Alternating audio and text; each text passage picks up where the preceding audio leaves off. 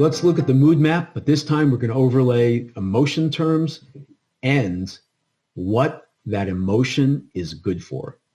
Let's start with the more difficult ones. Let's start with sadness. Sadness, lower left-hand quadrant. It's low energy, unpleasant.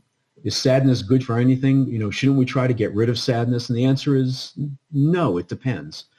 People in a sad mood will find errors in a document. People in a sad mood will find typos in a document.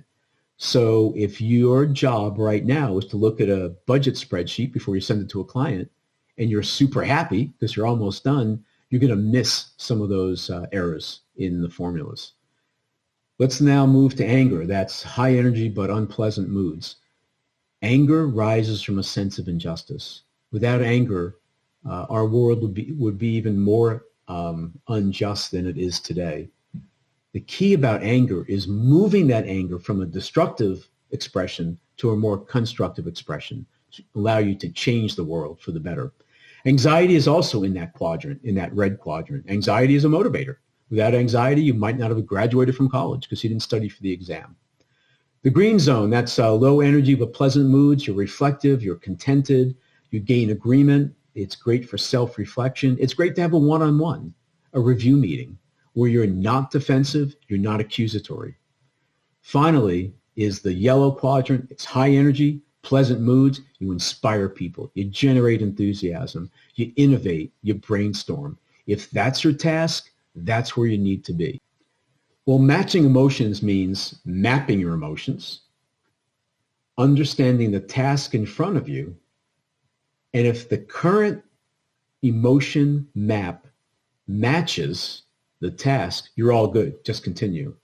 If it doesn't, you need to either do one of two things. A, change the mood, or B, change the task, if you can. Now, there's another component to this matching. It's matching the emotions of another person to make a connection and to have what we call emotional empathy. This is actually fairly difficult to do. So the GPS for this skill consists of recalling a situation when you felt the same emotion as the other person. Even though you don't feel that way, even though you may not understand what's going on, if that person is sad because they experienced a loss in their life that impacts them, but it doesn't impact you, you've experienced a loss in your life. Recreate that feeling. Think about it. Feel the actual feelings of sadness, the heaviness, the slowness, and then make a statement, then make eye contact, then connect with that person. You can do this for sadness, you can do this for anger and anxiety, you can do it for contentment, and you can do it for happiness. There's another component of matching emotions. There's emotional empathy. There's also cognitive empathy, understanding what makes someone tick.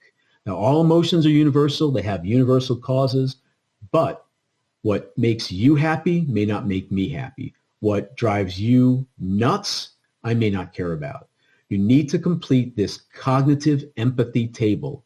You need to do your emotional due diligence for the important people in your lives, key customers and clients, people who work for you. And they need to fill this out on you, because they need to know how to work for you. If for instance, time is important to you, it's important that people are on time. That's not a universally shared value. But if I'm working for you, I need to know never to be late for a meeting with you. It's going to make your life easier, your managerial and leadership life easier.